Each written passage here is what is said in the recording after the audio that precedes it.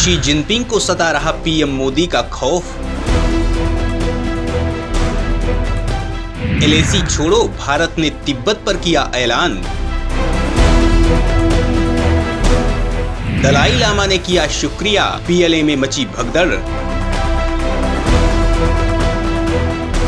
दोस्तों, जब चीन ने भारत की सीमा में सेना को तैनात किया था तो उसे लगा था कि उसकी सेना को देखकर शायद भारत डर जाएगा, लेकिन शायद वो भूल गया था कि ये बदला हुआ भारत है जो घर में घुसकर मारता है। जब नरेंद्र मोदी देश के पीएम बने थे तो उन्होंने अपने पड़ोसी देशों के राष्ट्राध्यक्षों को अपने शपथ ग्रहण में बुलाया था। पाकिस्तान से नवाज शरीफ को भी बुलाया गया था। पाकिस्तान को लगा था कि पीएम बनते ही नरेंद्र मोदी शायद बदल गए हैं। पीएम बनने के बाद सीएम के समय का जोश अब खत्म हो गया है और उसने गद्दारी करते हुए देश के जवानों पर धोखे से आतंकवादी हमला कर दिया। जवानों पर हुए हमले से देश दहल उठा। पीएम मोदी ने ऐलान किया कि ऐसा बदला लिया जाएगा कि दुनिया याद रखेगी, और भारतीय सेना ने पाकिस्तान अधिग्रहित कश्मीर में घुसकर आतंकियों के लॉन्चिंग पैड को बर्बाद कर दिया। देश की ताकत देखकर दुनिया हैरान रह गई।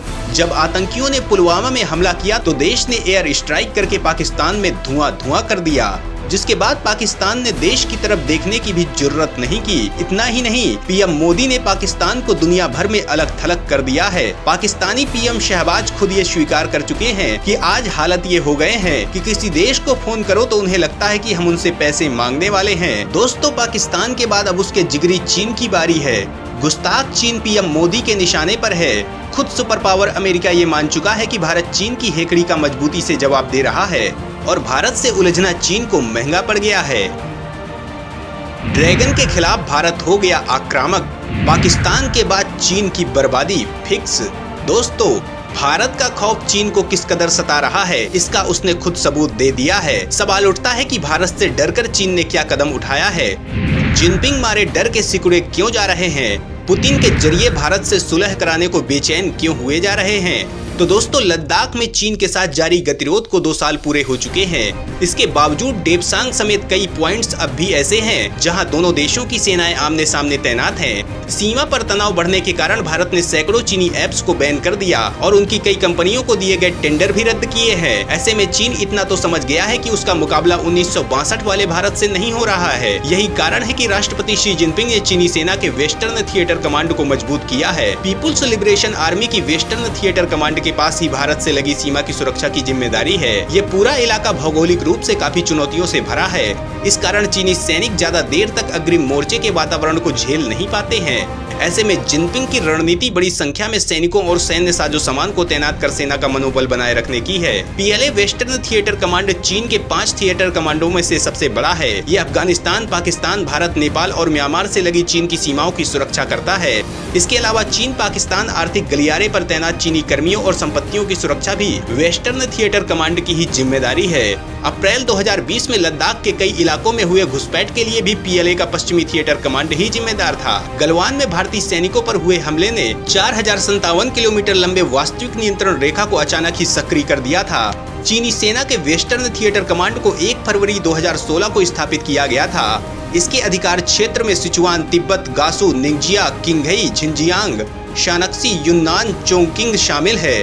अगस्त 2021 से इसके वर्तमान कमांडर जनरल वांग हाईजियांग है। इसका वर्तमान राजनीतिक आयुक्त जनरल ली फेंग बियाओ है। दोस्तों, अत्याधुनिक ऊंचाई वाले पूर्वी लद्दाख में भारत और चीन के बीच जारी तनाव के बीच दोनों देशों ने लगभग 60,000 से 70,000 सैनिकों को तैनात किया हुआ है।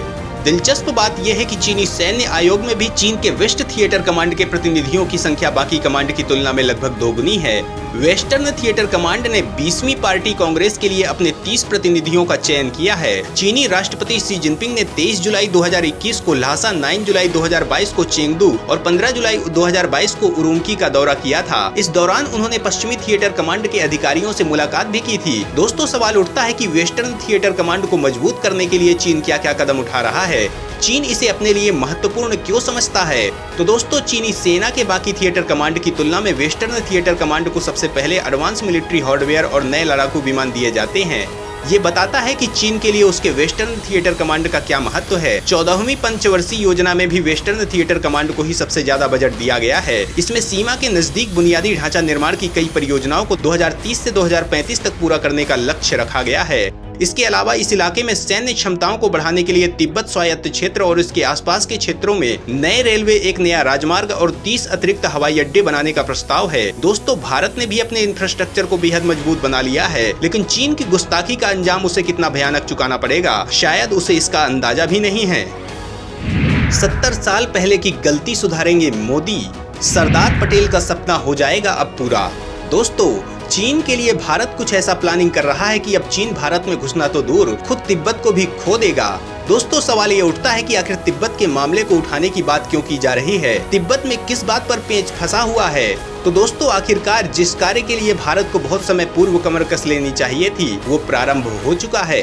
तिब्बत की स्वतंत्रता का अभियान आधिकारिक रूप से आरंभ हो चुका है। तिब्बत की स्वतंत्रता पर चर्चा तो खूब हुई, परंतु इसे वैश्विक स्तर पर गंभीरता से भारत की ओर से शायद ही कभी उठाया गया। परंतु अब ऐसा और नहीं चलेगा। International campaign for Tibet talks के अंतर्गत कभी चीन में तैनात रही भारत की पूर्व राजदूत निरुपमा राव ने भारत सरकार से याचना की है कि वह अमेरिका जैसे देशों के साथ मिलकर तिब्बत के लिए कुछ असरदार विकल्प ढूंढे और तिब्बत पर चीनी नियंत्रण का एक असरदार कूटनीतिक विकल्प निकाले। निरुपमा राव के अनुसार, मुझे ऐसा प्रतीत होता है कि केवल बातचीत और चर्चा तक ही हमें सीमित नहीं रहना चाहिए। निर्वासित तिब्बती समुदाय के हित में हमें इससे आगे के लिए भी सोचना चाहिए।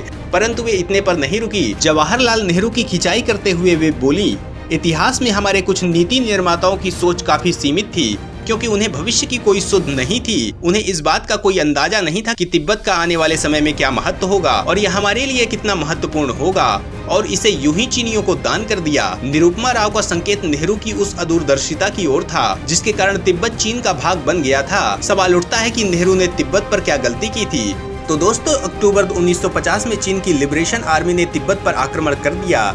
चीन के निरंकुश नेता माओ ने तिब्बत पर हमला कर उसे चीन में मिलाने का पूरा प्रबंध कर लिया था। इस पर सरदार पटेल ने जवाहरलाल नेहरू को 7 नवंबर को पत्र लिखकर आगाह किया था तथा तुरंत अपनी सीमा को दुरुस्त करने और चीन के खिलाफ कड़े निर्णय लेने का सुझाव दिया था। सरदार पटेल ने अपने पत्र में लिखा, तिब्बत हमारे एक मित्र के रूप में था, इसलिए हमें कभी समस्या नहीं हुई। हमने तिब्बत के साथ एक स्वतंत्र संधि कर हमेशा उसकी स्वायत्तता का सम्मान किया है। उत्तर पूर्वी सीमा के अस्पष्ट सीमा वाले राज्य और हमारे देश में चीन के प्रति लगाव रखने वाले लोग कभी भी समस्या का कारण बन सकते हैं, लेकिन जो व्यक्ति चीन को वैश्विक स्तर पर मान्यता दिलाने हेतु इतना अधीर था कि वह चीन द्वारा तिब्बती बौद्ध समुदाय पर हो रहे अत्याचारों पर भी आंखें मूंद ले, उसे सरदार पटेल की सलाह भला कैसे स्मरण होगी? वे तो हिंदी चीनी भाई भाई का जाप कर रहे थे एवं पंचशील के सिद्धांतों का ढोल संसार में पीट रहे थे। अब ये और बात थी कि इसका दुष्परिणाम भारत को 1962 में भुगतना पड़ा, लेकिन जिस प्रकार से अब समीकरण बदल रहे हैं उससे स्पष्ट होता है कि अब स्थिति पहले जैसी नहीं रही है। अब हम वो भारत नहीं जिसे कोई भी कभी भी कुछ भी कह दे